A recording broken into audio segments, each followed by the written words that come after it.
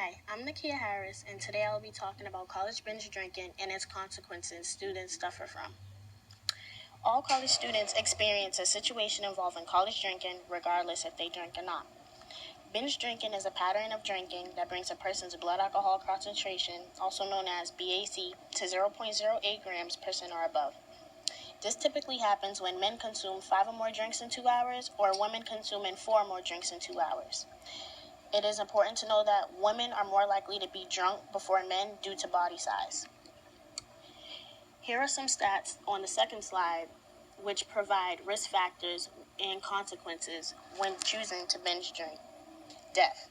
Nearly 2,000 college students between the ages of 18 and 24 die from alcohol-related unintentional injuries, including motor vehicle crashes. Sexual assault. 97,000 students between the ages of 18 and 24 report experiencing alcohol-related sexual assault or date rape.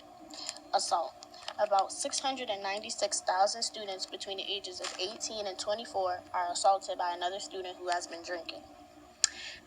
This is a problem and has been for the past few decades and continues to remain relevant today. But now let's look at the local issue of this factor. Our state attracts more than 400,000 students to 118 colleges in Massachusetts, 32 of which are located in Boston. Now, Regis College is about a 20-minute drive from Boston itself. Here in Massachusetts, there are many campuses participating in binge drinking studies to help with reducing and possibly preventing this public issue. Specifically, BU started a binge drinking study in 2011 that is still growing in research as well as development today.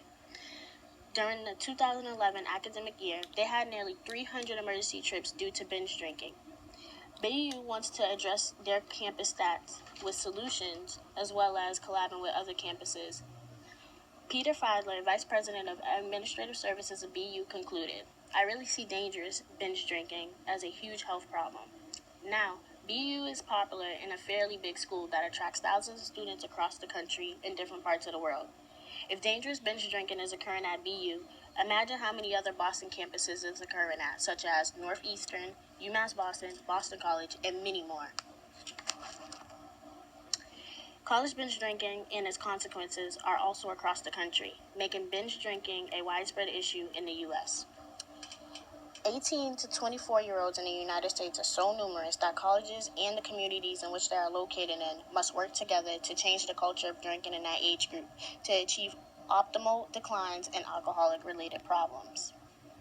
In 2014, the New York Times article by Beth McMurtry on why colleges haven't stopped binge drinking addressed that the binge drinking rate has increased and passed 40%.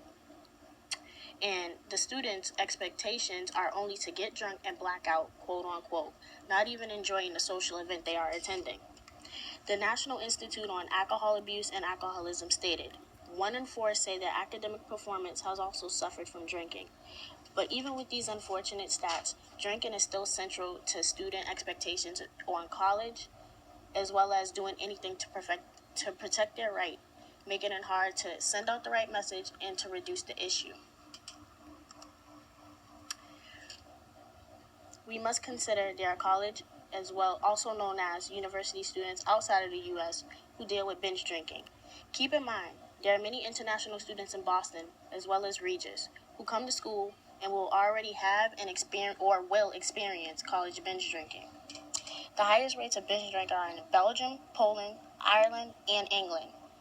Students, even in America, raise questions about the traditional European practice of modeling responsible alcohol use to students because of the heavy drinking rates in Ireland, Great Britain, Iceland, Sweden, Norway, Finland, Germany, Austria, and even Spain, Portugal, Italy, Greece, and Romania.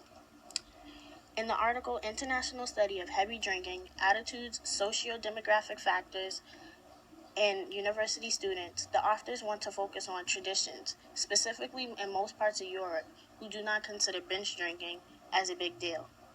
For example, I've heard the stereotype as well as seen and have friends who are Irish and could chug down beers as if they were water. And when you ask them, how can you drink so much and still consider yourself okay? I'm Irish, meaning it's part of their tradition how they respond. But authors and researchers come together and concluded, although this may seem normal to them, they can still be a part of the death and assault statistics, as well as suffering from health issues due to this type of heavy drinking, especially coming to the U.S. for school.